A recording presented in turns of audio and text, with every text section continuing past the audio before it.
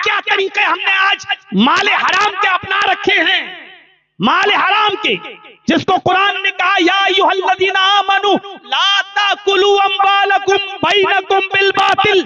ऐ मुसलमानों, तुम आपस में एक दूसरे का माल बातिल तरीके से मत खाओ।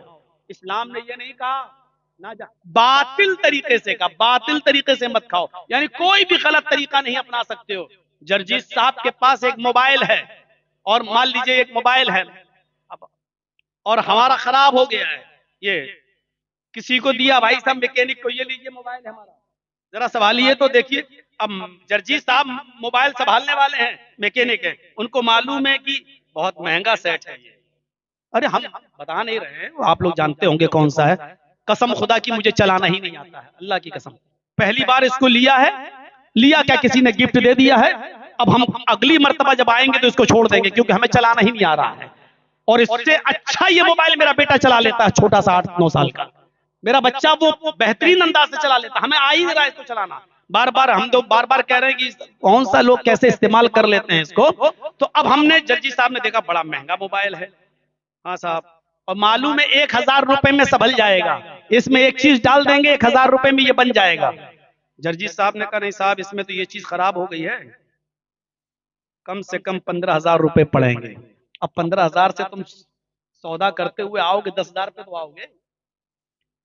1000 में सही हो रहा है, 15,000 मांगे, और वो भी कसमें खा खा कर, अल्लाह की कसम तुम्हारे लिए इतना है भाई, हमारे लिए, तुम्हारे लिए इतनी रियायत है, वरना 20,000 लग रहा। मामला बनते बनते 10,000 पे डन हो गया कि ठीक है। आपने 10,000 ले लिया, 1,000 का सामान डाल के आपने उसको दे दिया। आप समझ रहे हैं कि हमने मेहनत की है। ये तरीका भी माले हराम कमाने का है, क्योंकि आपने उसको धोखे में रखा। आपने कहा, आप उससे अगर ये कहते कि सामान तो 1,000 का पड़ेगा, लेकिन मैं आपसे 15,000 लूंगा, कोई गलत नहीं था।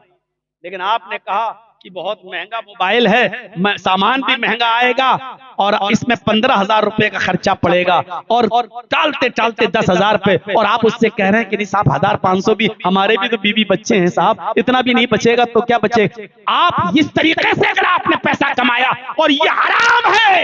अब आपने जो 10,000 लिया है, इसमें 1,000 लागत और 500 या 1,000 रुपए आपकी मेहनताना, ये 2,000 तक तो ठीक है। अब 8,000 रुपए जो आपने लिए हैं वो नाजायज है आपके लिए, वो हराम है। अब आप आए जयनगर के जलसे में, आपने उसी 8,000 में से 1,000 रुपए कब्रिस्तान को चंदा दे दिया।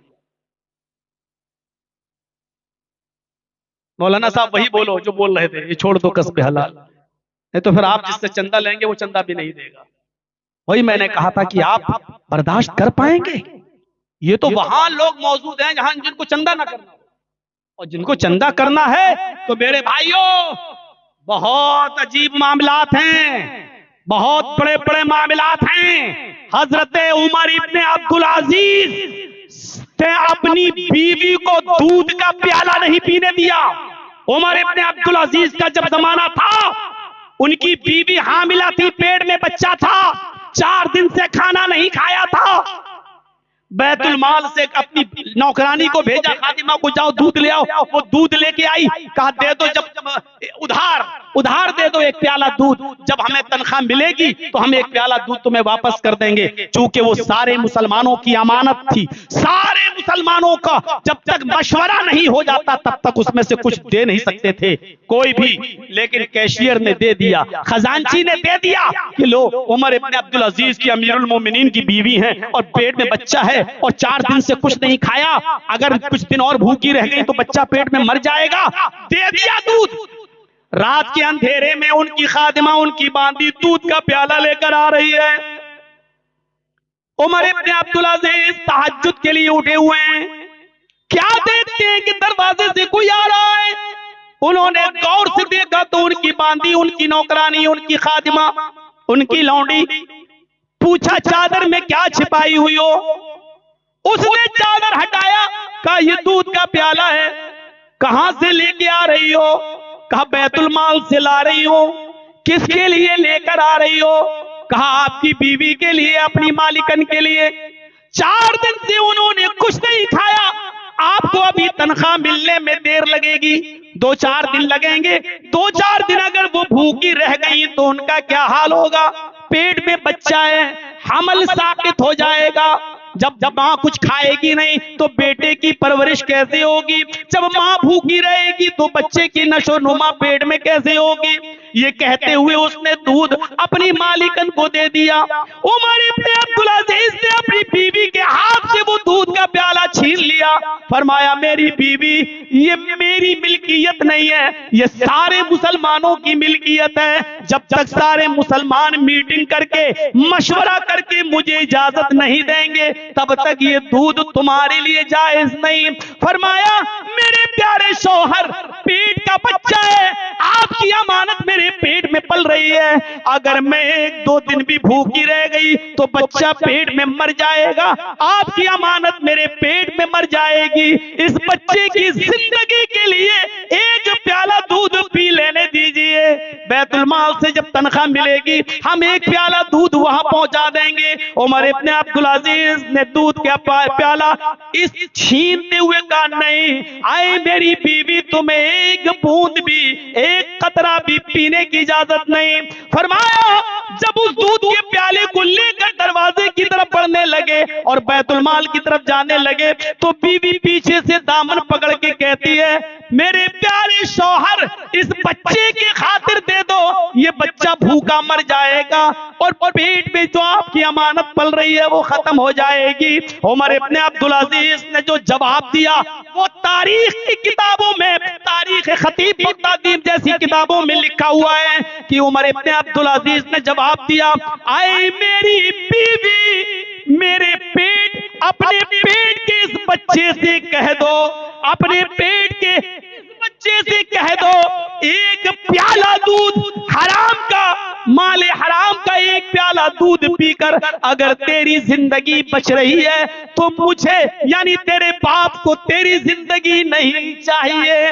मेरी बीवी, अगर ये बेटा मरता है तो मर जाने दो, पेट का बच्चा जाय होता है तो हो जाने दो, मुझे अपने बच्चे की मौत गवारा है, लेकिन मुसलमानों की अमानत में खयानत करके माले हराम का एक प्याला दूध पिलाना गवारा नहीं है। इस वाक़े की रोशनी में हम और आप सब अपने गरीबानों में झांकें और देखें किसके पास कैसी कमाई है। ये चाय वाले बीच में काहे घुस रहे हैं भाई, डिस्टर्ब करते हैं। बैठ जाओ, ए भैया बैठ जाओ। वहां देखो खड़े हुए हैं लोग पीछे, अब आपके पीछे लोग जो हैं उनको कैसे दिखेगा? बैठ जाइए आप लोग। ये था, और माफ करिएगा मौजू आपका दिया हुआ है, हम नहीं चाहते थे कि इस पर बोले, अब जहन में था तो कह दिया। ये था उमर इब्न अब्दुल अजीज का तकवा, अपनी बीवी को दूध का प्याला नहीं पीने दिया और अल्लाह ताला ने इस तकवे की बरकत से उनके पेट के बच्चे को जिंदा रखा। और ऐसा कौन होगा? यही अमीरुल मोमिनीन है, यही अमीरुल मोमिनीन उमर इब्न अब्दुल अजीज। कल ईद है, कल ईद, आज चांद हो चुका है। बीवी कह रही है, मेरे शौहर, कल आप कौन से कपड़े पहनकर नमाज पढ़ाने जाएंगे? अमीरुल मोमिनीन कौन से कपड़े पहनकर नमाज पढ़ाने जाएंगे? कहा कि बीवी कोई धुला हुआ कपड़ा होगा। कहा नया कपड़ा नहीं है। कहा कोई बात नहीं। शौहर ने बीवी से पूछा, बीवी तुम कौन सा कपड़ा पहनोगी? कहने लगी, मैं भी धुला हुआ कपड़ा पहन लूंगी, नया कपड़ा मेरे पास भी नहीं है। फिर बीवी ने कहा, मेरे शौहर, प्यार से, मेरे शौहर, हम पुराने पहन लेंगे कपड़े, आप पुराने पहन लेंगे कपड़े, लेकिन हमारा एक बच्चा है, कम से कम उसके लिए तो नए कपड़े का इंतजाम कर दो। कल पड़ोस के बच्चे नए कपड़े पहनकर ईदगाह जाएंगे, हमारा बच्चा पुराने कपड़े पहनकर जाएगा। वो जिद कर चुका है, मुझे नए कपड़े चाहिए, मैं अपने बच्चे के लिए नए कपड़े का इंतजाम कैसे करूं? उमर इब्न अब्दुल अजीज ने कहा, मेरी बीवी, बैतुल माल से तनख्वाह मिलने में अभी 3-4 दिन बाकी हैं, मैं कैसे नए कपड़े का इंतजाम करूं? मैं भी चाहता हूं कि मेरा बच्चा नया कपड़ा पहने, लेकिन मैं कहां से लाऊं? बीवी ने कहा, एक मशवरा मैं देता हूं, एक मशवरा मैं देती हूं, कहा क्या? कहा ऐसा करिए, अभी किसी कासिद को किसी दूत को भेजिए और बैतुलमाल के कैशियर से कह दीजिए 1 महीने की तनख्वाह हमें एडवांस दे दो, जो तुम्हें अगले महीने देना है 3-4, वो 1 महीने की तनख्वाह मुझे एडवांस दे दो, अगले महीने काट लेना, अगले महीने मत देना, 1 महीने की तनख्वाह एडवांस ले लो। अरे 4-5 दिन ही तो रह गए हैं महीना होने में, आप 4-5 दिन पहले ले लो, उसके बाद मत लेना। उमर इब्ने अब्दुल अजीज ने कहा बीवी मशवरा तो तुम ठीक ही दे रही हो, जो तनख्वाह मुझे 5 दिन के बाद मिलनी है वो हम आज ही ले लेते हैं, 5 दिन के बाद नहीं लेंगे। उमर इब्ने अब्दुल अजीज ने लेटर लिखा और एक कासिद को, एक दूत को भेजा जिसने बैतुलमाल के खजांची के नाम लेटर लिखा हुआ था, मेरी तनख्वाह 5 दिन पहले मुझे एडवांस दे दो, मेरे बच्चे के पास नए कपड़े नहीं है, कल ईद का दिन है, ईद का खर्चा है, इसलिए मैं 5 दिन पहले तनख्वाह मांग रहा हूं, तुम 5 दिन बाद जो तनख्वाह देने वाले हो वो मत देना, वो आज ही दे दीजिए। बैतुलमाल के खजांची ने जब ये लेटर पढ़ा, लेटर पढ़ने के बाद उसके पीछे अपनी एक तहरीर लिख दी और उसी दूत को कासिद को देकर भेज दिया, और भेजने के बाद कहा जाओ और इसको उमर इब्ने अब्दुल अजीज को दे देना। उमर इब्ने अब्दुल अजीज ने जब लेटर पढ़ा, उसमें खजांची ने उसी लेटर के पीछे ये लिख दिया था, अमीरुल मोमिनीन, आपका हुक्म सराखों पर, आपको मैं 5 दिन पहले भी तनख्वाह देने के लिए तैयार हूं, लेकिन ये बताइए इस बात की गारंटी क्या है कि 5 दिन तक आप जिंदा भी रहेंगे या नहीं रहेंगे? 5 दिन तक आप जिंदा भी रहेंगे या नहीं? अगर पूरे महीने की तनख्वाह मैं आपको दे देता हूं और कल आपका इंतकाल हो जाए तो 4 दिन की जो तनख्वाह आपके पास ज्यादा जाएगी उसको वापस कौन करेगा? उसका जिम्मेदार कौन है? उसका जमानती कौन है? उमर इब्ने अब्दुल अजीज, क्या आप जमानत देते हैं कि मरने के बाद आप उस रकम को वापस करेंगे?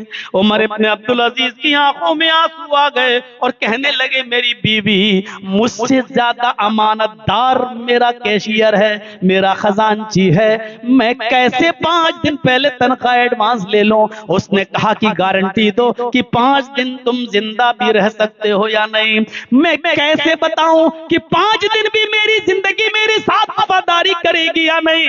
आए मेरी बीवी, अगर मैं कल ही मर गया या आज ही मर गया तो वो जायद तनख्वाह बैतुल माल में कौन वापस करेगा? मैं अपने मरने के बाद किसी पर भरोसा नहीं कर सकता और अल्लाह के पास मैं कर्जे की हालत में नहीं जा सकता। मैं अपने बेटे को पुराने कपड़े समझा बुझा कर बहला फुसला कर पहना दूंगा, मुझे पुराने कपड़ों में अपने बेटे को देखना गवारा है, लेकिन एडवांस तनख्वाह लेना गवारा नहीं है। हलाल की वो तनख्वाह हमारी अपनी मेहनत है, लेकिन इसके बावजूद नहीं ले रहे हैं, मैं एडवांस कैसे ले लूं? इस वाकये की रोशनी में हम जरा गौर करें और अंदाजा लगाएं। हम तो यहाँ तमाम लोगों का उधार लिया हुआ पैसा भी देने के लिए तैयार नहीं है। कितने लोग बेईमानी कर जाते हैं, जबकि कर्जे की शक्ल इतनी खतरनाक है। अगर आपका किसी के ऊपर 5 रुपए का भी कर्जा है और अगर आप मर गए तो कर्जदार की नमाजे जनाजा भी जायज नहीं है शरीयत के अंदर। जब तक उस कर्जदार के लिए जनाजे के फील्ड में जनाजे की नमाज के वक्त उसका भाई या उसका बेटा या उसका रिश्तेदार खड़े होकर नमाज जनाजा से पहले ये नहीं कहेगा कि हाँ मैं अपने भाई का इतना इतना रुपए का कर्जा अदा मैं कर दूंगा, तब तक उसकी नमाज जनाजा जायज नहीं है। हमारे यहाँ तो रस्म है, मर गया मौलवी साहब खड़े हो गए पढ़ा दिया, किसी की भी नमाज जनाजा उस वक्त तक अल्लाह के रसूल नहीं पढ़ाते थे जब तक ये पूछ नहीं लेते थे कि मरने वाला किसी का कर्जदार तो नहीं है। अगर कोई कहता था मेरा कर्जा है, तो जब तक कोई उसके घर का आदमी तैयार नहीं होता था कि मैं इसका कर्जा अदा कर दूंगा, तब तक अल्लाह के रसूल जनाजे की नमाज नहीं पढ़ाते थे। कर्जदार जन्नत में नहीं जाएगा, कितना ही बड़ा इबादत गुजार हो, कितना बड़ा नमाजी हो, कितना बड़ा रोजेदार हो, कितना बड़ा तहज्जुद गुजार हो, अगर वो कर्जदार है और कर्जा लिया है और कर्जा देने की नीयत नहीं रखता है, बेईमानी करने का इरादा है उसका, ऐसे शख्स की कोई नमाज कोई इबादत कबूल नहीं है और मरने के बाद उसको जन्नत का की खुशबू भी नहीं मिलेगी। मेरे प्यारे साथियों, कर्जे की शक्ल बहुत खराब है। ये उमर इब्न अब्दुल अजीज का तकवा था। हम कहां हैं? हम सोचे हम क्या कमा रहे हैं, हमारे कस्ब माश कैसा है, हमारी रोजी कैसी है। हजरत अबू बकर सिद्दीक ने एक खजूर खा लिया था, बस एक खजूर, वो भी अपने गुलाम का लाया हुआ। गुलाम की कमाई मालिक के लिए जायज है। लाया खजूर, दे दिया हजरत उमर ने, हजरत अबू बकर ने खा लिया। कहा, रोजाना पूछते थे आज क्या मेहनत करके लाए हो, और आज नहीं पूछा। हजरत अबू बकर ने कहा, रोजाना पूछता था तो मेहनत बताते थे, मेहनत की कमाई थी, मैं खा लेता था, आज भी कुछ करके ही आए होगे मेहनत करके। कहने लगा, हाय अबू बकर, आज ही मैंने मेहनत नहीं की थी। फिर कैसे मिला, ये खजूर कहां से लाए? कहा, कुछ दिनों पहले मैंने अपने दोस्त की बीवी का पेट देखकर कहा था कि भाभी को लड़का होगा। वो कहने लगा, तुम्हें कैसे मालूम? मैंने कहा, अरे मैं बहुत पहुंचा हुआ हूं, मैं पेट देख के बता देता हूं कि लड़की है कि लड़का। और आज उसको लड़का ही हुआ। मैंने तो ऐसी धूल में लाठी मारी थी, मैंने तो ऐसे ही कह दिया था, और देखिए मेरा तीर निशाने पे लग गया, उसको लड़का हो गया। वो मुझे बहुत पहुंचा हुआ समझने लगा। वो खुशी में खजूर लेकर आया और उसने मुझे दे दिया, मैं लेके चला। कहा कि माँ के पेट में क्या है ये तो अल्लाह ही जानता है, लड़का है या लड़की इसका इल्म तो सिर्फ अल्लाह को है, तुझे कैसे मालूम? कहा, मुझे मालूम ही नहीं था, मैंने तो अंधेरे में तीर मारा था। कहा, इसका मतलब ये है कि तूने, उसने इसी खुशी में लाके तुझे दिया, ये तो सरासर हराम है। कहा, हराम है तो आपने क्यों खा लिया? हम तो काफिर, हम तो खा लिए, हमारा कोई मामला नहीं है। हम, आपको पूछना चाहिए था ना पहले, अब खा चुके एक खजूर, वो भी धोखे में। और धोखा माफ है, भूल चूक माफ है। इन्नल्लाह यरफउ अन हाज़िल उम्मह अल खता वन निस्यान, भूल चूक को अल्लाह ने उम्मत से उठा लिया है। अगर कोई भूल कर 5 रकातें पढ़ ले जोहर की और उसको पता ही न चले तो माफ है। यतीनी पड़ जाए धोखे से, उसको याद ही ना हो, माफ है, हो गई उसकी नमाज। भूल चूक माफ है, धोखे से खा लिया माफ है। लेकिन इसके बावजूद हजरत अबू बकर सिद्दीक ने कहा, जी बिल माँ, पानी लाओ। अपने गुलाम से पानी मंगाया, पानी का पूरा गिलास पी लिया और फिर करके उंगली डाल के खजूर को थूका, पानी कै किया, उल्टी की, वॉमिटिंग की, थोड़ा सा खजूर बाहर निकला, फिर पानी पिया, फिर उंगली डाली, फिर कै किया, फिर थोड़ी सी खजूर बाहर निकली। उस वक्त तक पानी पीते रहे जब तक, और कै करते रहे जब तक यकीन नहीं हो गया कि सारा खजूर निकल गया होगा। जब यकीन हो गया कि सारा खजूर निकल गया होगा, तब कहा, अब सुकून मिला जाकर, जितना खाया था वो मैंने निकाल दिया है।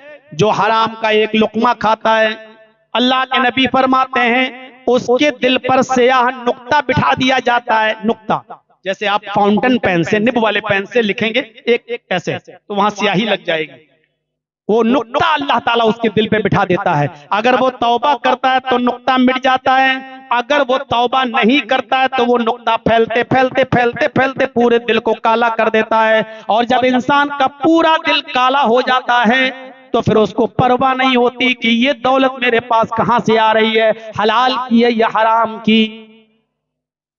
अब आप अंदाजा लगाइए, हलाल और हराम। आज जो लोग परवाह नहीं करते, आने दो पैसा जहां से भी आ रहा है, हलाल का हो या हराम का, आने दो, समझ लो कि उनके दिल पूरे के पूरे स्याह हो चुके हैं और काले हो चुके हैं। क्योंकि जिनका दिल स्याह हो जाता है फिर उसको परवाह नहीं रहती। और माले हराम, हराम जगह जाएगा भी। अच्छा एक बात बताइए, आपके यहां जब इलेक्शन होता है, आपके यहां क्या पूरे हिंदुस्तान में होता है, तो कैंडिडेट जीतता तो एक ही है ना, खड़े हो जाते हैं 10-10, 12-12, 15-15, और सब लोग महंगे महंगे टिकट खरीदते हैं। कभी कभी तो टिकट 1-1 करोड़ 2-2 करोड़ तक पहुंच जाता है। और जाहिर है कि कोई 10 लाख में, कोई 20 लाख में, कोई 50 लाख में, कोई 1 करोड़ में टिकट खरीदता, सभी ने खरीदे, जीता तो एक कैंडिडेट और सब हार गए। तो सब हार गए तो उनका पैसा भी तो डूब गया ना।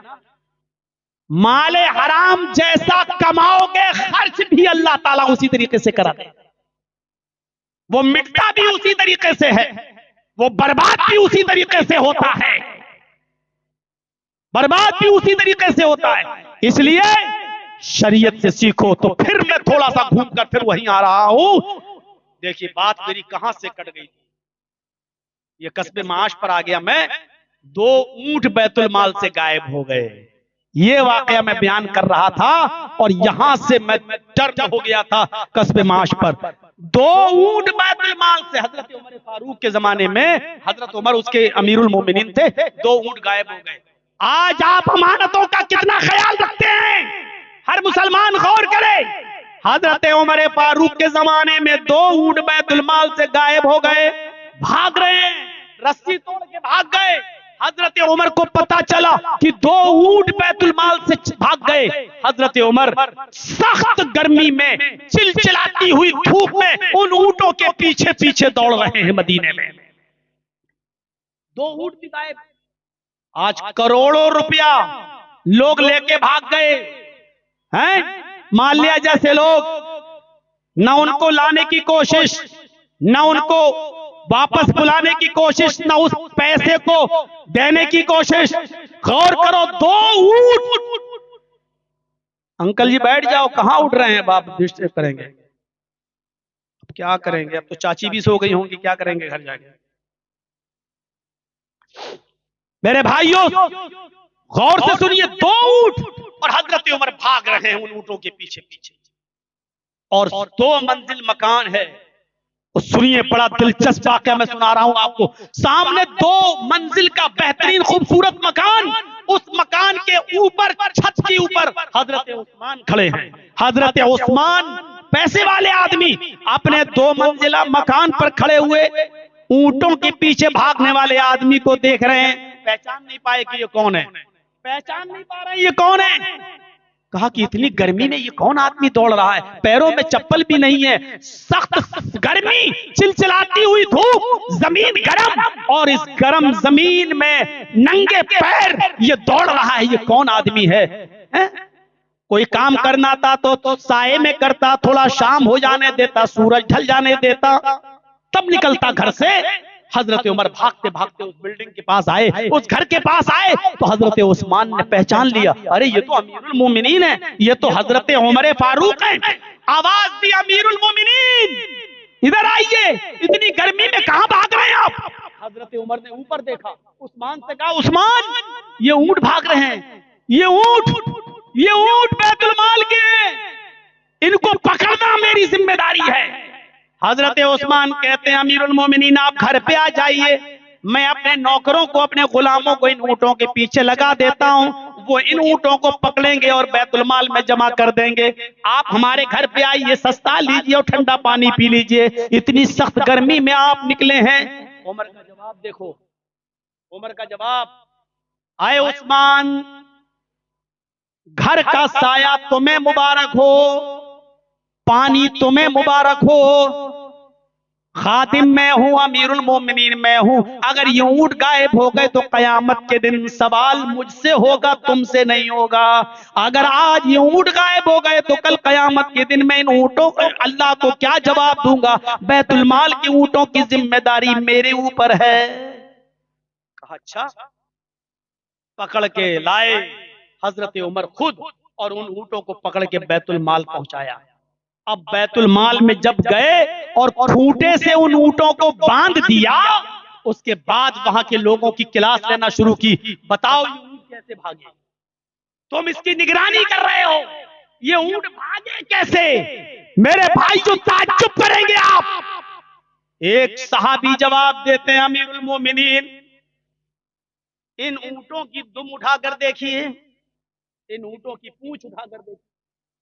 हजरत उमर ने जब इन ऊंटों की, दोनों ऊंटों की दुम उठाकर देखा तो उन दोनों ऊंटों के मकाद में, उनकी लैट्रीन के रास्ते में गहरे गहरे जख्म थे और उन जख्मों से खून बिलड आ रहा था। फरमाया उस आदमी ने, अमीरुल मोमिनीन ये ऊंट इन जख्मों की तकलीफ बर्दाश्त नहीं कर पाए, इसलिए रस्सी तोड़कर भाग गए। इन लैट्रीन के रास्ते में इन ऊंटों का जो जख्म है, इन जख्मों की तकलीफ से ये ऊंट रस्सी तोड़ के भाग गए। हजरत उमर फारूक ने कहा तुमने मुझे पहले क्यों नहीं बताया? एक मामूली सा आदमी आपके इलाके का, और हजरत उमर फारूक अमीरुल मोमिनीन और 22 लाख मुरब्बा मील के अमीर। सऊदिया उसी में, इराक भी उसी में, ईरान भी उसी में, मिस्र भी उसी में, फिलिस्तीन भी उसी में, आजरबाईजान भी उसी में, उर्दून भी उसी में, अलजायर भी उसी में, मुल्क शाम भी उसी में। गौर कर रहे हैं, ये सारे मुल्क हजरत उमर फारूक के जेरे निगरानी। अकेला कितने बड़े खित्ते का मालिक, कितने मुल्कों का मालिक।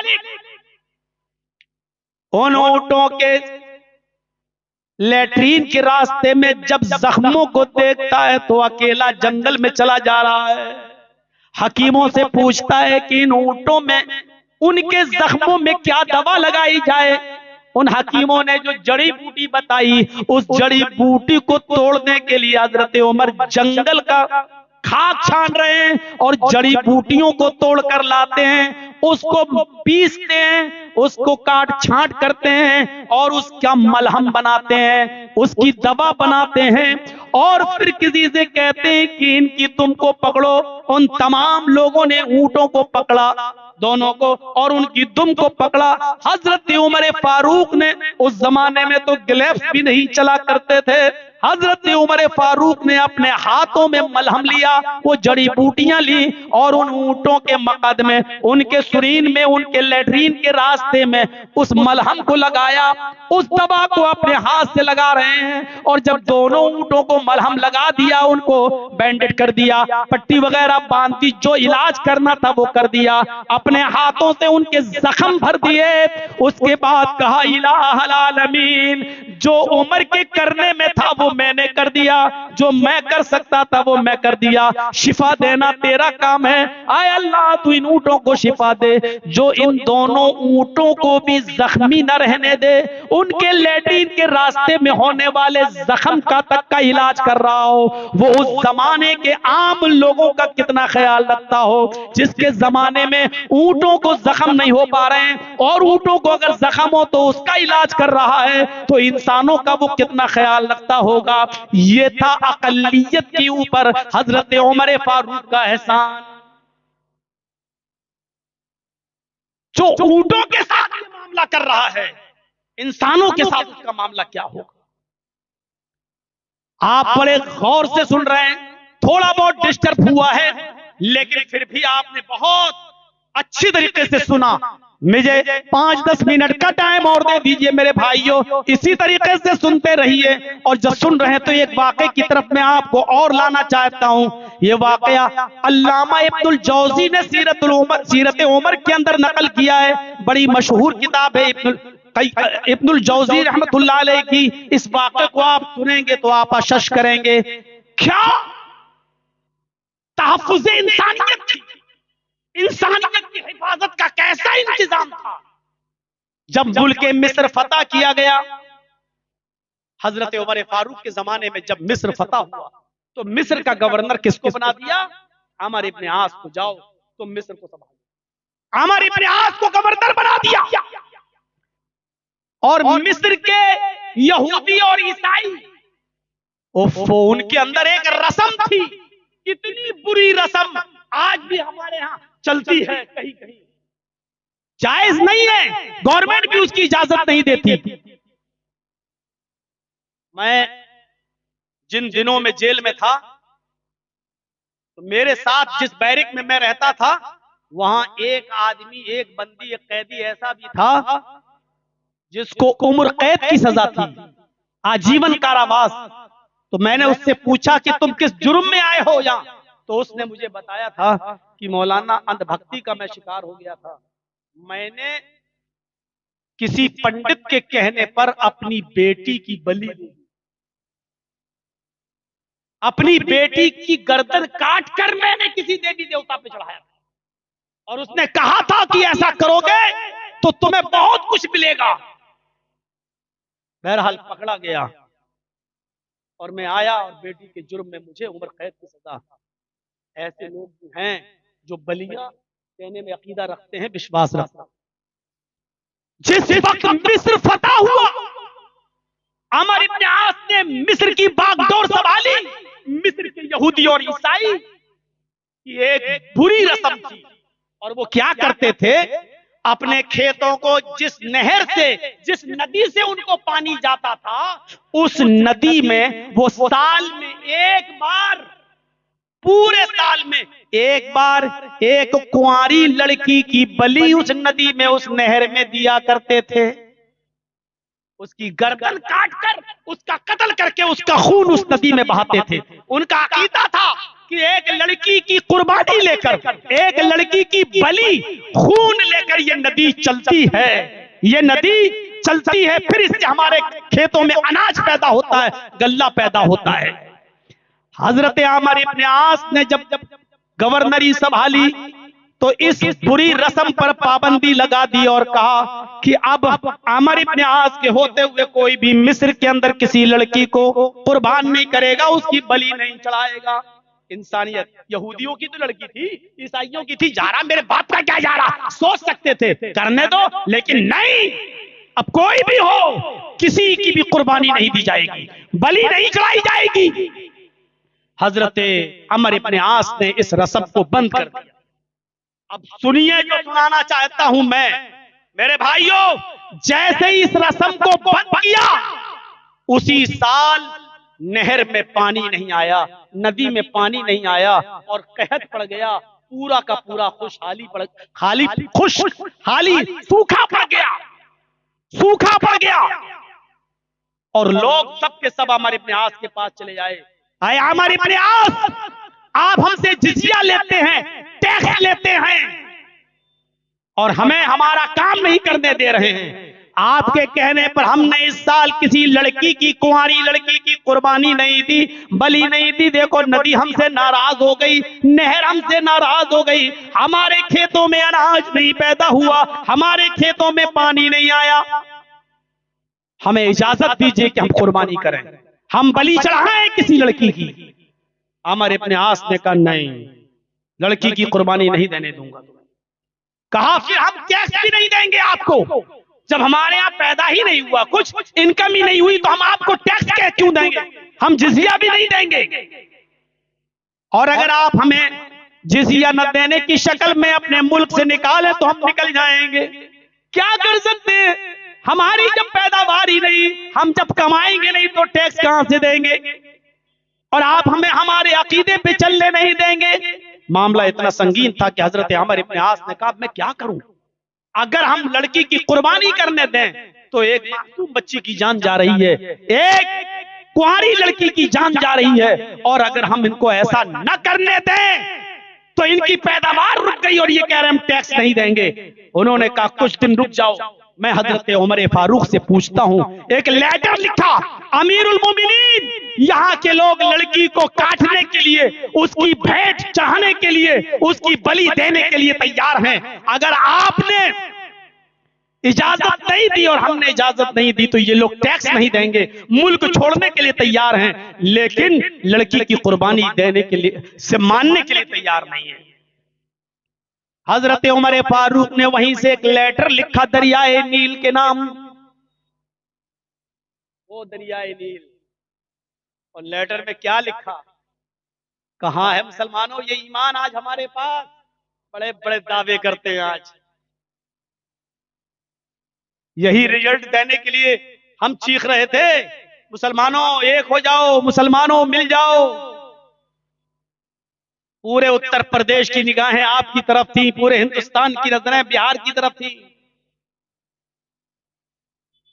और आपके रिजल्ट ने बता दिया कि जर्जी साहब अभी उत्तर प्रदेश के अंदर भी वही रिजल्ट आने वाला है जो बिहार में आया है। अभी तुम्हारे मदरसों पर बुलडोजर चलेगा, अभी तुम्हें मस्जिदों में तकरीरें नहीं करने दिया जाएगा। आज पूरे उत्तर प्रदेश के अंदर ऐसी किसी फील्ड में आप तकरीरें नहीं कर सकते, जिस फील्ड में आप तकरीरें कर रहे हैं ना, और रात के ये 2 बज चुके हैं, इस वक्त भी आप तकरीर कर रहे हैं, ऐसी फील्ड के अंदर पूरे उत्तर प्रदेश में आप जलसा नहीं करने दिया जाएगा। जर्जीस साहब जिस मस्जिद के मुतवल्ली हैं, हम जिस मस्जिद के सेक्रेटरी हैं, उस मस्जिद के अंदर भी अगर इशा के बाद हमें तकरीर करना है, अपनी मस्जिद में भी तकरीर करने के लिए हमें परमिशन लेना पड़ेगी पहले डीएम से और एसएसपी से, और एलआईओ रिपोर्ट दे देगी मौलाना जर्जीस साहब की तकरीर भड़काऊ होती है, इसलिए इशा के बाद इनको भी तकरीर करने की इजाजत नहीं। उत्तर प्रदेश के ये हालात हैं। हम जिस मस्जिद के सेक्रेटरी हैं, उस मस्जिद के अंदर भी इशा की नमाज के बाद उस मस्जिद के सेक्रेटरी को भी मस्जिद में भी तकरीर करने की परमिशन नहीं। ये हालात हैं। अरे भाइयों, इन हालात से निपटना था, लेकिन अब तो सारी उम्मीदें ही टूट चुकी हैं, खत्म हो चुकी है सारी उम्मीदें। सुनिए हजरत उमर फारूक ने क्या लिखा। आए हमारी इब्ने आस, मैं ये लेटर तुम्हें भेज रहा हूं, पूरे मुल्क मिस्र से लोगों को ले जाकर दरियाए नील के पास खड़ा कर दो और उस दरियाए नील में जाकर इस लेटर को डाल दो। सूखा हुआ दरिया।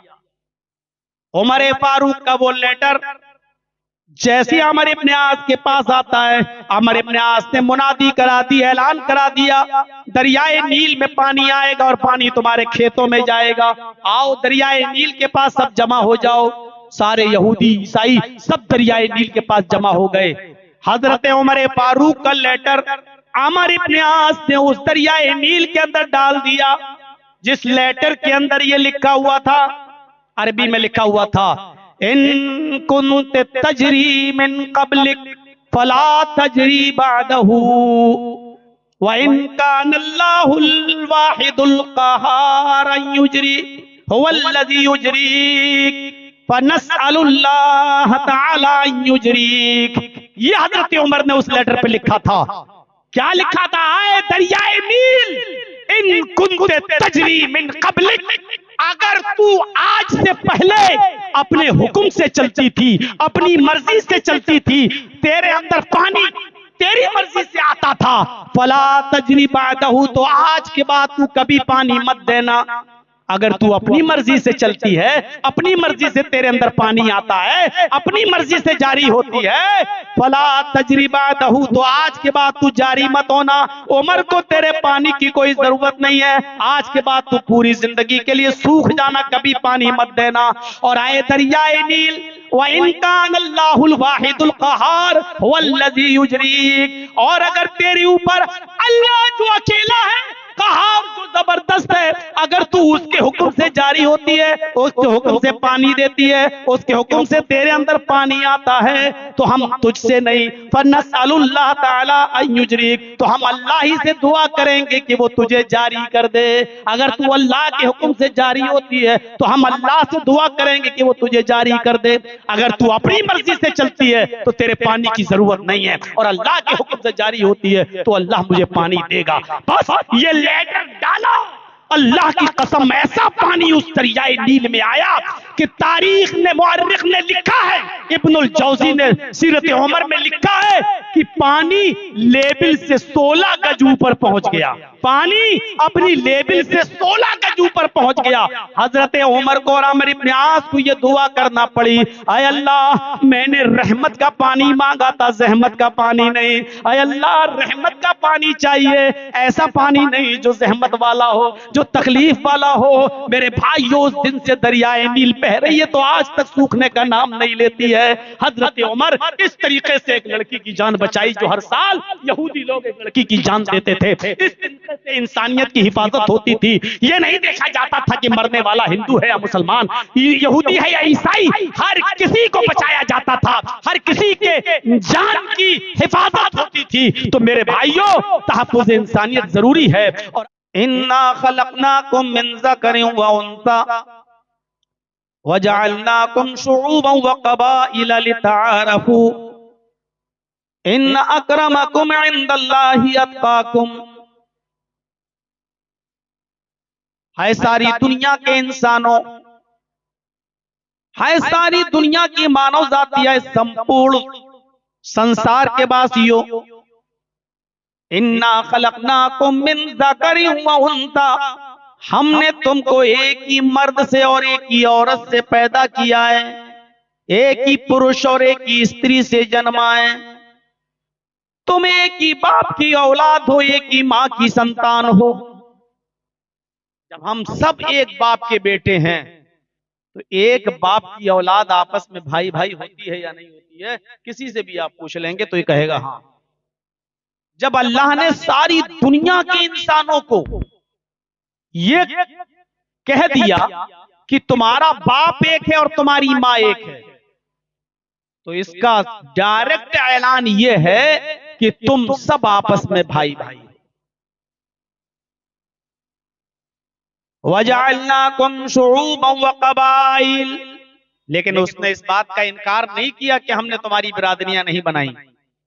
बिरादरियां बनाई हैं, शोबे हमने तुम्हारे बनाए हैं, जात और बिरादरियों में हमने तुमको बांटा है पहचानने के लिए। एक दूसरे से बड़े नहीं हो, एक दूसरे पर फख्र करने के लिए नहीं।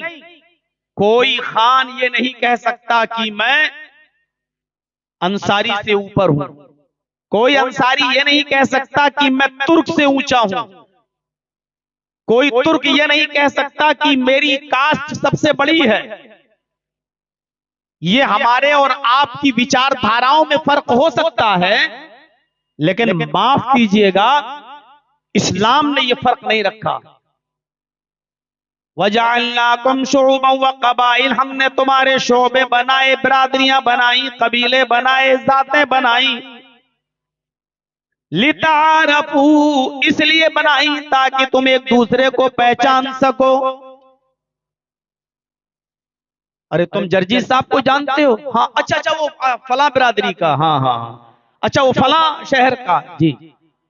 बस इसलिए बनाई ताकि तुम पहचान सको। तुम में कोई बड़ा नहीं, तुम में कोई छोटा नहीं, सब बराबर हैं। हाँ, अल्लाह की नजर में बड़ा है, अल्लाह की नजर में छोटा भी है, लेकिन अल्लाह की नजर में बड़ा कौन है? इन्ना अकरमकुम इंदल्लाहि अतकाकुम, अल्लाह की नजर में साहिब इज्जत वो है, मुअज्जज वो है, मुशर्रफ वो है, अच्छा वो है, सबसे ऊंचा वो है जो अल्लाह से सबसे ज्यादा डरने वाला है। जो अल्लाह से सबसे ज्यादा डरता है वो सबसे मुअज्जज है, वो सबसे ज्यादा मुकर्रम है। हम और आप नहीं।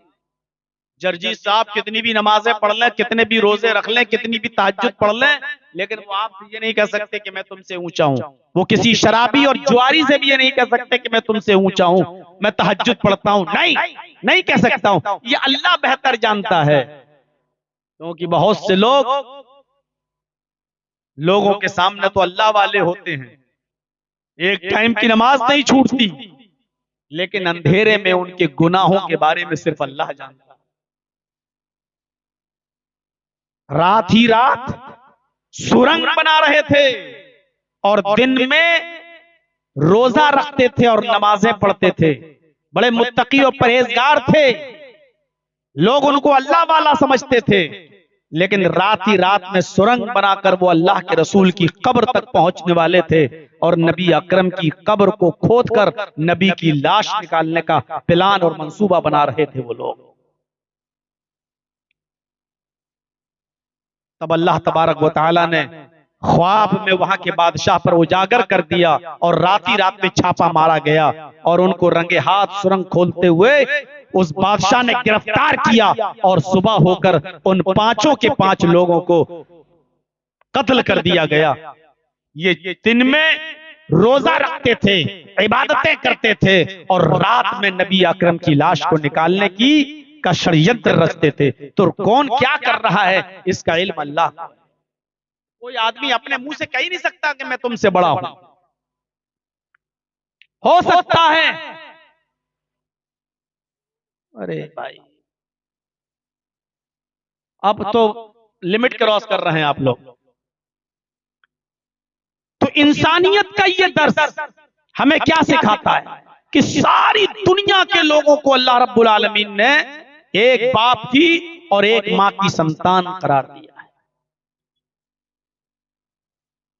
और कुरान की वो आयत जिसने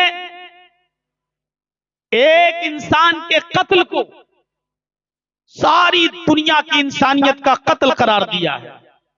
अभी आपने सुना होगा चंद दिनों पहले जो दिल्ली के अंदर लाल किले पर हुआ बम ब्लास्ट,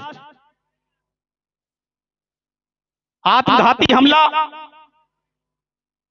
मेरे भाइयों, ये क्या है?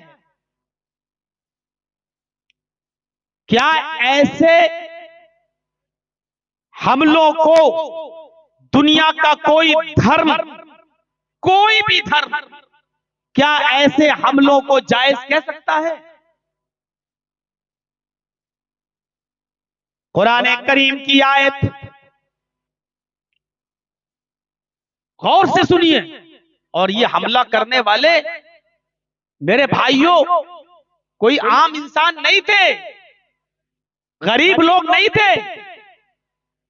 रिसर्च में सामने आ रहा है डॉक्टर की एक टीम उसके साथ जुड़ी हुई है, एमबीबीएस, एमएस, एमडी डॉक्टर। गौर कीजिए, क्या इन लोगों के सामने कुरान की आयत नहीं आई? मन कतला नफ्सन बिगैरि नफ्सिन औ फसादिन फकअन्नमा कतला अन्नास जमीआ। जिसने किसी एक इंसान को, एक नफ्स से वाहिद को कत्ल किया, एक इंसान को, हिंदू मुस्लिम की कैद नहीं, एक मनुष्य को, एक इंसान को कत्ल किया बिना किसी गलती के, बिना फसाद के, अगर उसको बेकसूर मार डाला, कुरान कहता है उसने एक इंसान को नहीं मारा, फकअन्नमा कतला अन्नास जमीआ, उसने पूरी दुनिया की इंसानियत को कत्ल कर डाला, उसने पूरी दुनिया की मानवता का मर्डर कर डाला, पूरी दुनिया की इंसानियत का कत्ल, एक इंसान का कत्ल, पूरी दुनिया की इंसानियत का कत्ल। अब आप बताइए इस आयत के होते हुए कौन किसी का कत्ल कर सकता है? यह है इस्लाम। आप हजरत उमर फारूक रजी अल्लाह तआला अन्हु का जब जमाना था, जब वो खलीफा थे और पूरी रियाया उनके अंडर में थी, यहां तक के यहूदी और ईसाई भी उनके अंडर में थे, तो जानते हो अल्पसंख्यकों के साथ उन्होंने क्या बर्ताव किया? अकलियत के साथ उनका क्या बर्ताव था? आज हम अपने समाज में नजर डालें कि अल्पसंख्यकों के साथ क्या ये सुलूक हो रहा है? हीरा एक शहर है, हीरा मुल्क शाम का एक शहर है जिसका नाम हीरा, आज भी वो शहर मौजूद है सीरिया में, उस शहर का नाम है हीरा। उस हीरा शहर के अंदर एक मुसलमान ने एक यहूदी को कत्ल कर दिया, एक यहूदी को कत्ल कर दिया। अल्लामा ज़ेलई रहमतुल्लाह अलैह इस वाक़े को नस्बुर राया में नकल करते हैं अपनी मशहूर किताब में। हजरत उमर फारूक के जमाने में मुल्क शाम के शहर हीरा में रहने वाले एक मुसलमान ने एक यहूदी को कत्ल कर दिया। नाम याद रखिएगा, मुसलमान कत्ल करने वाला था और जिसको कत्ल किया गया वो यहूदी था। एक मुसलमान ने एक यहूदी को कत्ल कर दिया। बात आई गई हो गई, मक्खन वक्खन लगाकर मामले को सॉल्व कर लिया गया। लेकिन मदीने में बैठे हुए हजरत उमर फारूक के कानों में यह आवाज गई, किसी ने बताया कि मुल्क शाम में अकलियत का एक आदमी मारा गया, अल्पसंख्यक समाज का एक आदमी कत्ल कर दिया गया और बहुसंख्यक ने, यानी मुसलमानों में से एक मुसलमान ने उस यहूदी को कत्ल किया। पूछा गया फिर मुल्क शाम के अमीर क्या कर रहे हैं? वहां के गवर्नर ने उस मुसलमान को सजा क्यों नहीं दी? हजरत उमर फारूक ने वाली हीरा को लेटर लिखा, हजरत उमर फारूक ने वाली हीरा को लेटर लिखा। हीरा के जो वाली थे गवर्नर, उनको खत लिखा कि फौरन उस मुसलमान को अरेस्ट कर लिया जाए, उस मुसलमान को जिसने कत्ल किया यहूदी का, उसको गिरफ्तार कर लिया जाए। और आए वाली हीरा उस मुसलमान को अरेस्ट करने के बाद उस मकतूल के बुरासा के सामने पेश किया जाए। मकतूल के बुरासा को इख्तियार दिया जाए, वो चाहे तो फिदिया लेकर, दैत लेकर मुसलमान को छोड़ दें या माफ कर दें। और अगर वो दैत लेकर नहीं छोड़ना चाहते और माफ भी नहीं करना चाहते, तो बुरासा को इख्तियार है कि खून के बदले में खून, कत्ल के बदले में कत्ल, वो चाहें तो ये इंतकाम भी ले सकते हैं।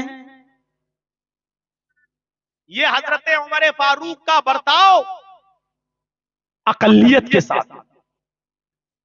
वाली हीरा के हाथ में खत आता है, उसने हजरत उमर फारूक का जैसे ये लेटर पढ़ा, मुसलमान को गिरफ्तार कर लिया। आज ये सूरत हाल कहीं आप देख सकते हैं? इंसाफ हो तो सबके साथ हो। ये इंसाफ का कौन सा तकाजा है कि आजम खान साहब के पास अगर पैन कार्ड 2 हैं तो 7 साल की सजा, और स्मृति ईरानी के पास 2 पैन कार्ड हों तो वो आजादी के साथ घूम रही हैं। आजम खान साहब के साथ नाम मुसलमान जुड़ा हुआ है। मेरे भाइयों, अल्पसंख्यकों के साथ क्या सुलूक था उस जमाने में, ये एक चीज मैं आपके सामने रखना चाहता हूं। जब हमारी तादाद थी, जब हम बहुसंख्यक थे, उस वक्त भी अकलियत पर जुल्म नहीं होने दिया। हजरत उमर फारूक का लेटर मिलकर वाली हीरा ने उस मुसलमान को अरेस्ट कर लिया, उस मुसलमान को गिरफ्तार कर लिया। और गिरफ्तारी नहीं किया, उस मुसलमान को अरेस्ट करने के बाद मकतूल के वरासा यहूदी के घर वालों के सामने उसको पेश किया और कहा कि ये तुम्हारा मुजरिम है, ये मुसलमान, बताओ पैसा लेना चाहते हो, जितना माल चाहते हो उतना माल देने के लिए तैयार हूं, इसको छोड़ दो। घर वालों ने मना कर दिया कि इंसाफ अगर दिलाना ही है तो इंसाफ का तकाजा ये है कि हम माल लेकर इसको माफ नहीं करेंगे। कहा फिर ऐसे ही माफ कर दो। कहा कि वैसे ही माफ कर दो। घर वालों ने कहा कि नहीं, माफ भी नहीं करेंगे, माफ भी नहीं करेंगे और दैत भी नहीं लेंगे। फिर वाली हीरा से कहा कि अगर आप हीरा के गवर्नर हैं और इंसाफ दिलाना चाहते हैं तो खून का बदला खून, कत्ल का बदला कत्ल। इसने हमारे भाई का कत्ल किया, आप इस मुसलमान का कत्ल करिए। चाय लाए हैं कि शरबत? मेरे भाइयों सुनिए, वाली हीरा ने कहा फिर आपको इंसाफ मिलेगा। कहा कि तुम लोग इसको माफ नहीं करना चाहते हो? का नहीं। कहा इसको भी कत्ल किया जाएगा। ये उस जमाने की बात है जब हमारी अक्सरियत थी, ये उस जमाने की बात है जब अमीरुल मोमिनीन हजरत उमर फारूक थे, ये उस जमाने की बात है जब यहूदी और ईसाई कुछ नहीं कर सकते थे, पूरा पावर हजरत उमर फारूक के हाथ में था। ऐसे माहौल में उस मुसलमान को अरेस्ट किया गया और जुमे के दिन उस मुसलमान को कत्ल का फरमान नाफिज किया गया। घर वाले भी मौजूद हैं। यहां ऐसा सिस्टम नहीं है कि फांसी घर में एक डॉक्टर रहेगा, एक जेलर रहेगा, 2 और आदमी रहेंगे और एक ये रहेगा और उसके बाद में बस फांसी। नहीं, वहां तो मंजरे आम पर सबके सामने मेरे भाइयों बिल्कुल आम चौराहे पर कत्ल किया जाना था। यहूदी के सारे घर वाले आज इस मंजर को देख रहे हैं और शाम की उस बस्ती हीरा के अंदर उस मुसलमान को यहूदी के कत्ल के जुर्म में कत्ल कर दिया। यहूदी के कत्ल के जुर्म में कत्ल कर दिया गया। इसको कहा जाता है इंसानियत का एहतराम। हजरत उमर ने यह नहीं देखा कि मरने वाला यहूदी है, हमारा क्या जा रहा है। यहां तो इंसाफ के नाम पर छीछा लेखन होती है। वही बिल्कीस है जिसने सब कुछ खोया, जिसके साथ बलात्कार किया गया, जिनके दोषियों को उम्र कैद की सजा हुई, लेकिन अफसोस ये कि गुजरात की सरकार की एप्लीकेशन पर केस वापस लेकर उनको छोड़ा गया, लेकिन फिर सुप्रीम कोर्ट ने दखल दिया तो फिर वो अंदर चले गए। यहाँ इंसाफ के साथ तो छीछन लेथन होती है। मेरे भाइयों, यहाँ तकाजा देखिए, हजरत उमर फारूक रज़ी अल्लाह तआला अन्हु ने कहा कि आए वाली हीरा, तुम्हारी गवर्नरी छीन लेंगे अगर उस यहूदी को इंसाफ नहीं मिला तो। ये था अक़लियत के साथ सुलूक। और ये वाकया तो आपने 50 बार सुना होगा अपने खतीबों से। मिस्र के अंदर आमर इब्ने आस गवर्नर थे। मिस्र के अंदर आमर इब्ने आस गवर्नर थे, और आमर इब्ने आस का एक बेटा एक यहूदी बच्चे से कहता है, आओ घोड़ा दौड़ाने में तुम बहुत होशियार हो, चलो घोड़ा दौड़ा के देखो कौन आगे निकलता है, देखें तुम अच्छा चलाते हो या मैं अच्छा दौड़ाता हूं। दोनों ने घोड़ा दौड़ाया। यहूदी बच्चा घोड़ा दौड़ाने में एक्सपर्ट था, उसने घोड़े को एड़ लगाई और घोड़ा छलांग लगाता हुआ हजरत आमर इब्ने आस के बेटे से आगे निकल गया। आमर इब्ने आस के बेटे से आगे निकल गया। आमर इब्ने आस के बेटे को गुस्सा आया, कमीना मुझसे आगे कैसे निकला। वो अपने घोड़े से उतरता है आमर इब्ने आस का बेटा, और उसने वो एक कोड़ा लिया और उसने यहूदी लड़के के कोड़ा मार दिया। वहां कुछ लोग इकट्ठा हो गए और उन लोगों ने समझाया, कोई बात नहीं, उस यहूदी बच्चे को, ये हमारे इब्ने आस का बेटा है, ये यहाँ के गवर्नर का बेटा है, अरे चलो कोई बात नहीं, मामला रफा दफा करो। जैसे आज हमारे और आपके समाज में होता है ना कि अगर कोई कार और कोई ई रिक्शा या कोई बैटरी वाला या कोई गरीब आदमी का रिक्शा टकरा जाए और गलती कार वाले की हो, तो बड़ा आदमी देखकर गांव के लोग, अरे बच्चा जाओ कोई बात नहीं, अरे चलो धोखे से हो गया, ये हो गया, जबकि गलती अमीर की है, गरीब की नहीं। लेकिन इसके बावजूद भी गरीब के साथ कोई इंसाफ की बात करने वाला नहीं होता। ऐसे ही हमारे इब्ने आस के जमाने में मिस्र में समझा बुझाकर बात टाल दी।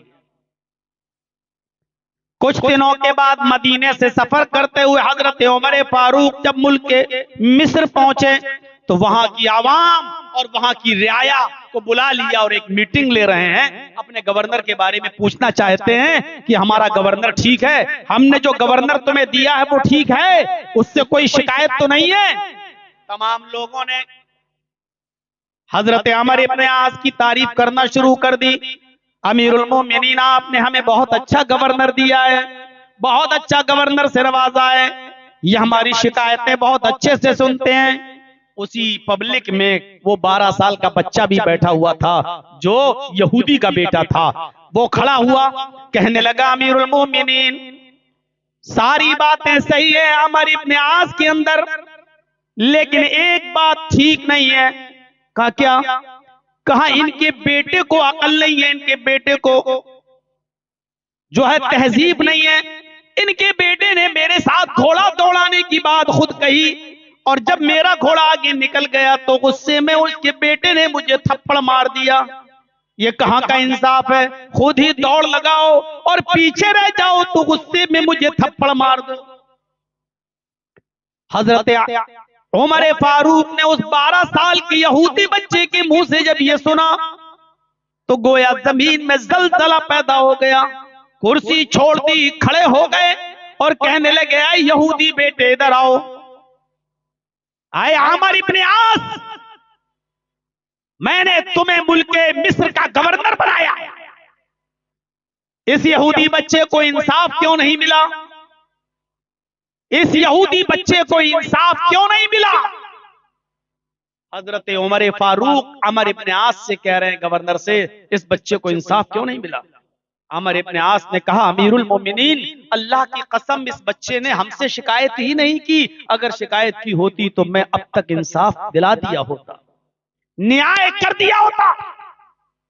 हजरत उमर ने कहा, अब शिकायत मेरे दरबार में आ चुकी है, अब इंसाफ मैं दिलाऊंगा।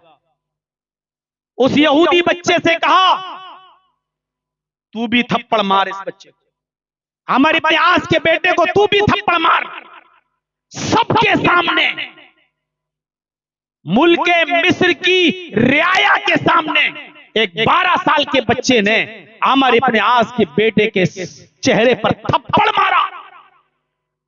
हजरत उमर फारूक ने अपने खादिम से कहा, बेटे का बदला तो हो गया, यहूदी बच्चे ने अपना इंतकाम तो ले लिया, लेकिन आए मेरे खादिम, तुम मेरे साथ आए हो, मैं तुम्हें हुक्म देता हूं कि तुम एक थप्पड़ अमर इब्न आस को भी मारो, मिस्र के गवर्नर को भी एक थप्पड़ मारो। और एक थप्पड़ हजरत उमर फारूक के खादिम ने अमर इब्न आस के भी मार दिया। गवर्नर को अमर इब्न आस ने थप्पड़ खाने के बाद कहा, अमीरुल मोमिनीन, ये कैसा इंसाफ है? मेरे बेटे ने यहूदी बच्चे को थप्पड़ मारा, यहूदी बच्चे ने मेरे बच्चे को मार दिया, इंसाफ तो हो गया, मुझे थप्पड़ क्यों मारा गया? मेरा क्या कसूर है? हजरत उमर ने जहां जो कसूर बताया, वो कसूर सुनिए क्या था। फरमाया, है अमर इब्न आस, तुम्हारा कसूर यह है कि तुमने अपने बेटे को सही तालीम नहीं दी, तुमने अपने बेटे को सही तरबियत नहीं दी। तुम्हारे बेटे ने इसलिए थप्पड़ मारा क्योंकि उसको ये मालूम था कि मेरा बाप मिस्र का गवर्नर है, मेरा कोई कुछ नहीं कर सकता। आज हमारे इस मुल्क के अंदर जितने लोग आज जो पाप, जो घृणा और नफरत फैला रहे हैं, आज उनकी हिम्मत इसलिए बढ़ रही है मुसलमानों के खिलाफ, एक मखसूस तबके के खिलाफ जहर उगलते हैं, इसलिए कि उनको मालूम है कि मेरे सर पर किसका हाथ है और मेरे ऊपर कोई एक्शन नहीं लेगा। शर्जील इमाम वगैरह का हाल देख रहे हैं आप, 5 सालों से ज्यादा हो गए हैं।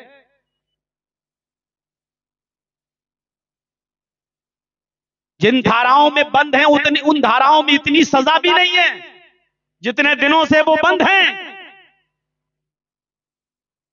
लेकिन बाकायदा पब्लिक को उकसाने वाला, देश के गद्दारों को गोली मारो, बाकायदा ये अनाउंस करने वाले और नारे लगाने वालों के खिलाफ एक FIR भी नहीं। क्यों? क्योंकि वो जानते हैं कि हमारे ऊपर किसका हाथ है। हमारी अक्सरियत थी, हम अकलियत के साथ क्या करते थे? तुम्हारी अक्सरियत है, तुम अकलियत के साथ क्या कर रहे हो? मापदंड देखो। अमर इब्न आस, तेरे बेटे को हिम्मत इसलिए हुई थप्पड़ मारने की क्योंकि वो जानता था कि मैं गवर्नर का बेटा हूं, मेरा कोई कुछ नहीं कर पाएगा। ये थप्पड़ तुझे याद दिलाता रहेगा और अपने बेटों को और अपनी औलाद को तुम अच्छी तरबियत दो। ये अकलियत के साथ सुलूक था। ये तो जान की बात रही, उनके माल की भी हिफाजत होती थी, उनके माल की भी हिफाजत होती थी। एक बस्ती से हजरत उमर फारूक के सिपाही गुजर रहे हैं, रास्ते में खेत पड़ता है, उनको चक्कर लगाकर बहुत लंबा रास्ता तय करना पड़ रहा था। हजरत उमर फारूक के फौजियों को अगर वो दूर से रास्ते से जा रहे थे तो बहुत लंबा सफर हो रहा था, कई किलोमीटर, कई मील का रास्ता, और गाड़ियां तो थी नहीं उस जमाने में, यही घोड़े और ऊंटों का सफर होता था।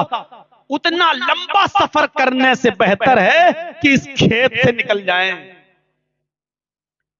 खेत में फसल लगी हुई थी और खेत जिम्मियों के थे, यहूदियों के, यहूदियों के। हजरत उमर फारूक की फौज उन यहूदियों के खेतों से गुजरती हुई अपने घोड़ों को दौड़ाती हुई निकल गई और उनकी फसलों को तबाह बर्बाद करती चली गई। जो फसल थी उन फसलों को खराब करती हुई आगे बढ़ गई। इन जिम्मियों ने, इन यहूदियों ने जो टैक्स देकर जिजिया देकर रहते थे, शिकायत पहुंचाई हजरत उमर फारूक के पास। आपके फौजी आम रास्ता छोड़कर, आपके फौजी हमारे खेतों से गुजर गए हैं और हमारी फसल बर्बाद कर गए हैं। अमीरुल मोमिनीन आइए और मुआयना कर लीजिए कि हमारी कितनी फसल बर्बाद हुई। हजरत उमर फारूक के कानों में जैसे ये शिकायत के अल्फाज पड़े, हजरत उमर फारूक ने घोड़ा दौड़ाया और दौड़ते हुए चले आए और उन यहूदियों की फसल देखने लगे। पूछा कि कौन निकला है यहां से? कहा आपके फौजी लोग यहां से नहीं गए, यहां से गए क्योंकि यहां से करीब का रास्ता था, 1 मील जाना था और यहां से घूमकर उनको 15-20 मील जाना था, इसलिए उन्होंने हमारे खेतों की फसलों को बर्बाद कर दिया। हजरत उमर फारूक रज़ियल्लाहु ताला अन्हु ने तखमीना लगाया कि सब हिसाब किताब जोड़कर मुझे बताओ कि तुम्हारा कितना नुकसान हुआ है। उन यहूदियों ने, उन जिम्मियों ने उसका हिसाब किताब जोड़ा और एक लेटर लिखकर हजरत उमर फारूक के पास पहुंचाया कि हम तमाम किसानों का, काश्तकारों का 10,000 दिरहम का नुकसान हुआ है। आप 10,000 दिरहम अगर हमें दे देंगे तो हम लोग आपस में बांट लेंगे, हम उस नुकसान की तलाफी कर लेंगे। लेटर हजरत उमर फारूक के पास पहुंचा। हजरत उमर फारूक ने फौरन देखा 10,000 दिरहम, बैतुल माल से 10,000 दिरहम निकलवाए और उसी वक्त उनको 10,000 दिरहम दिलवाए। बैतुल माल से उनकी मदद की, मुआवजे में कमी नहीं की। सरकारी गाड़ी से आपका बेटा एक्सीडेंट में मर जाए, गवर्नमेंट आपको आपकी मर्जी के मुताबिक मुआवजा नहीं देगी। ठीक है, मर गया, 1 लाख दे दो, 2 लाख दे दो, 5 लाख दे दो, मुआवजा खत्म। हजरत उमर फारूक ने, उन्होंने 10,000 दिरहम बताए, हजरत उमर ने 9,999 नहीं किए, 10,000 दिरहम फौरन उनको बैतुल माल से निकाल के दे दिए। उनकी जान की भी हिफाजत हजरत उमर फारूक किया करते थे और उनके मालों की भी हिफाजत हजरत उमर फारूक रज़ियल्लाहु ताला अन्हु किया करते थे, अक़लियत के, अल्पसंख्यकों के साथ। हम कहां हैं? लेटेस्ट और नई तकरीर हमने आज आपके सामने छेड़ी है, ये बताने के लिए कि इस चीज को आम करो कि अक़लियत की जिम्मेदारी अक्सरियत पर होती है। अक्सरियत पर हजरत उमर फारूक निकले, गश्त कर रहे हैं मदीने में। एक यहूदी बूढ़ा आदमी भीख मांग रहा है। हजरत उमर फारूक रज़ियल्लाहु ताला अन्हु घोड़े से उतर जाते हैं और उस यहूदी बूढ़े आदमी के पास पहुंच जाते हैं। उस यहूदी बूढ़े आदमी के पास पहुंच जाते हैं और उस बूढ़े आदमी से पूछते हैं, तुम भीख कैसे मांग रहे हो? उसने कहा, अमीरुल मोमिनीन, खर्चा चलाने के लिए हमें आपके बैतुल माल से कुछ नहीं मिलता, बुढ़ापे को पहुंच चुका हूं, मुझे कुछ नहीं मिलता, उल्टा मुझे टैक्स भी देना पड़ता है, जिजिया भी देना पड़ता है। जैसे आप लोग और हम लोग इनकम टैक्स देते हैं गवर्नमेंट को, ऐसे ही उस जमाने में जो यहूदी और ईसाई रहते थे वो जिजिया देते थे। भाई आप टैक्स दे रहे हैं, उसी टैक्स के पैसों से आपकी जान की और आपके माल की हिफाजत की जिम्मेदारी हुकूमत की है। हम जो गवर्नमेंट को टैक्स देते हैं, गवर्नमेंट उसी टैक्स के पैसों से हमारी हिफाजत के इंतजामात करती है। तो यही मामला उधर भी था, ये जिजिया कहलाया जाता था। जिजिया अरबी में उसको यही कहा जाता है, जिजिया। तो मेरे भाइयों, वो बूढ़ा कहता है, अमीरुल मोमिनीन, मैं यहूदी हूं और जिजिया देना पड़ता है मुझे, मदीने में रहना है तो टैक्स देना पड़ता है हमें, और फिर हमें अपना खर्चा भी तो निकालना है। मैं यहूदी हूं, बैतुल माल से तो हमें कुछ मिलता नहीं है, राजकोष से, फंड से तो हमें कुछ मिलता नहीं है। हजरत उमर फारूक ने उस बूढ़े को उठाया, उठो और मेरे घोड़े पर बैठ जाओ। हजरत उमर फारूक ने उसको अपने घोड़े पर बिठाकर अपने घर ले गए। पहले उसको खाना खिलाया, पानी पिलाया और फिर बैतुल माल के कैशियर को, खजांची को, ट्रेजरी को बुलाया और बुलाने के बाद कहा कि सुनो, ये जब तक जवान था इससे हम टैक्स लेते थे, ये जब तक जवान था हम इससे टैक्स लेते थे और ये हमें टैक्स देता था। अब ये टैक्स देने की पोजीशन में नहीं, बूढ़ा हो चुका है, तो अब हमारी जिम्मेदारी है कि इसका ख्याल रखा जाए। जब तक ये जवान था इसने हमें टैक्स दिया, लेकिन अब बेचारा बूढ़ा हो चुका है, तो अब हमारी जिम्मेदारी है कि हम इसका ख्याल रखें। आज के बाद इससे जिजिया नहीं लिया जाएगा, आज के बाद इससे टैक्स नहीं लिया जाएगा। और इस बूढ़े के ऊपर अंदाजा लगाओ एक महीने में कितना खर्च पड़ता होगा खाने पीने का। इस बूढ़े के घर में पूरे महीने का राशन पहुंचाना ये बैतुल माल के कैशियर की जिम्मेदारी है। ये बूढ़ा भीख नहीं मांगेगा, आज के बाद बैतुल माल से इसको राशन मिलेगा, खाना पानी बैतुल माल से दिया जाएगा। जिजिया भी माफ किया, टैक्स भी माफ किया, और उस बूढ़े का जब तक वो जिंदा रहा उसके पूरे खर्चे की जिम्मेदारी हजरत उमर फारूक ने उठाई।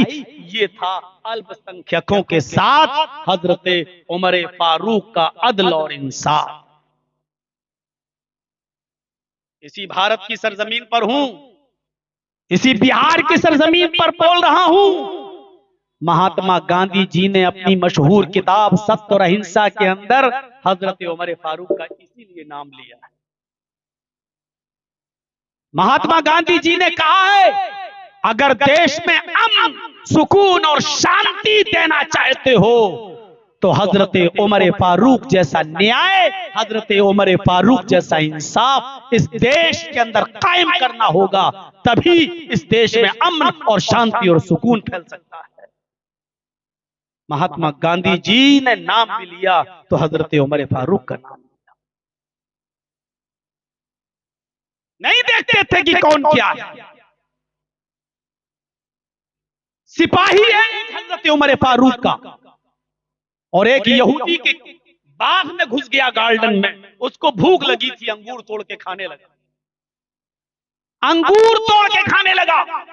उस जिम्मी ने, उस यहूदी ने हजरत उमर से कहा कि आपका एक सिपाही मेरे बाग में मेरी परमिशन के बगैर घुस गया और उसने मेरे बाग से अंगूर तोड़े और खाने लगा। हजरत उमर उस यहूदी की शिकायत पर फौरन दौड़ते हुए आए और बाग में घुस गए। क्या देखते हैं कि वाकई उनका सिपाही उस बाग से अंगूर तोड़ के खा रहा था, रंगे हाथ भी पकड़ लिया। हजरत उमर ने कहा, क्या इस बाग के मालिक से तुमने परमिशन ली? उस सिपाही ने कहा, नहीं। फिर तुम अंदर कैसे घुस गए? कहा, अमीरुल मोमिनीन, ये मेरी गलती है, मैं क्यों घुस गया, लेकिन एक बात आपको मैं बता देता हूं। कहा, बताइए। सफाई पेश करने का पूरा हक दिया, बोलो क्यों घुसे हो? कहा, अमीरुल मोमिनीन,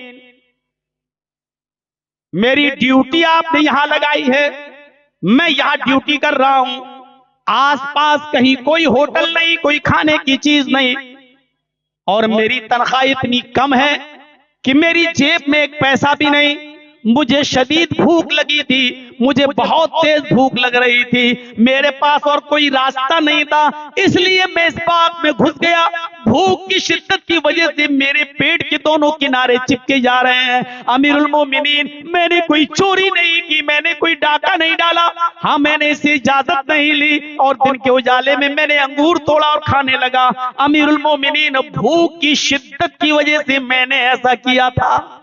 अब चाहे ये मेरी गलती मान लो, चाहे मेरी मजबूरी मान लो, हाँ मुझे भूख ने मजबूर कर दिया इसके अंगूर तोड़कर खाने के लिए।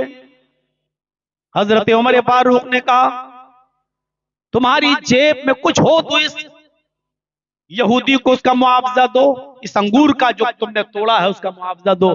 कहने लगा, अमीरुल मोमिनीन, मेरी जेब में कुछ नहीं है, आपकी अदालत से, आपके दरबार से मुझे इतनी सैलरी नहीं मिलती है, पूरे महीने तो घर का खर्च चलता नहीं, मैं इसको कहां से दूं? हजरत उमर फारूक ने कहा, ठीक है, फिर इस यहूदी को जिसका ये बाग है उसको इन अंगूरों का मुआवजा बैतुल माल से दिया जाएगा। हजरत उमर फारूक ने बैतुल माल के कैशियर को हुक्म दिया, उस यहूदी को वो एक अंगूर का खोशा तोड़ा था, एक गुच्छा, बस उसकी कीमत उसको दो, लेकिन उसको दिया। यहूदी ने नहीं लेना चाहा। हजरत उमर ने कहा जब शिकायत कर दी तो मुआवजा तुम्हें लेना पड़ेगा। मुआवजा उसको दिलाया, जितना भी मुआवजा बनता, एक गुच्छे अंगूर का हजरत उमर ने उसको बैतुल माल से दिया। हमारे जिन घरों पर बुलडोजर चले हुए हैं, क्या है कोई ऐसी अदालत जो ये फैसला कर सके कि इन बुलडोजर चले हुए मकानों को दोबारा से बनाया जाए और असरे नौ दोबारा तामीर किया जाए? क्या है कोई जो हमारे इन जले हुए और गिरे हुए घर और मकानों पर चले हुए बुलडोजरों पर दोबारा घर और मकान तामीर करके हमें मुआवजा दे? है कहीं ऐसा इंसाफ? मिलेगा ऐसा अदल? मेरे भाइयों, इसकी उम्मीद भी मत रखिएगा, इसकी कल्पना भी मत कीजिएगा आज के जमाने में। मैं जानता हूं कि ऐसा होगा नहीं। जर्जी साहब आप ये क्या बोल रहे हैं? मैं जानता हूं होगा नहीं। मैं तो आईना दिखा रहा हूं कि जब हम अक्सरियत में थे तो हम अकलियत के साथ कितना अच्छा सलूक करते थे, और तुम अक्सरियत में हो तो हमारे साथ क्या कर रहे हो? ये आईना दिखा रहे हैं। शायद कि किसी के समझ में आ जाए मेरी बात, शायद कि तेरे दिल में उतर जाए मेरी बात। ये हमारी अक्सरियत की जो अकलियत के साथ इंसाफ करती थी। है कोई जिम्मेदारी निभा सकता हो वैसी? बैतुल माल से 2 ऊंट भाग गए, और दिलचस्प वाकया, जबरदस्त वाकया। कह रहे थे कस्बे माश पे बोलो, बर्दाश्त कर पाएंगे? अभी कस्बे माश पर पूरा हक के साथ अगर बोल दूं तो चंदा भी आपका नहीं होगा, और अगर शरायत बयान कर दूं माले हलाल के तो आप किसी मस्जिद में नमाज पढ़ने के लायक भी नहीं रह जाएंगे। आपके गांव में जो मस्जिद बनी है, आपने ताउन लिया है सबसे ना, चंदा करके बनाया है, क्या सबका हलाल पैसा लगा है? क्या किसी का हराम का पैसा नहीं होगा? जब 10 रुपए में खरीदा हुआ कुर्ता 9 रुपए हलाल के और 1 रुपया हराम का उसमें मिला दिया, 9 रुपया आपने रिक्शा चलाकर हलाल की कमाई कमाया, और 10 रुपए का कुर्ता मिला, 10 रुपए की लुंगी मिली बाजार में, 1 रुपया आपके पास हराम का था, वो मिलाकर 9 हलाल के और 1 हराम का 10 रुपए में लुंगी खरीद ली। जब तक वो लुंगी आपके जिस्म पर रहेगी, आपकी एक इबादत, एक नमाज कबूल नहीं होगी, जब तक वो कुर्ता रहेगा हमारे जिस्म पर। तो मेरे भाइयों, जब तक वो हराम कमाई उस मस्जिद में लगी रहेगी, उसका 1 रुपया भी लगा रहेगा, तो उस मस्जिद में हमारी नमाज कैसे हो जाएगी?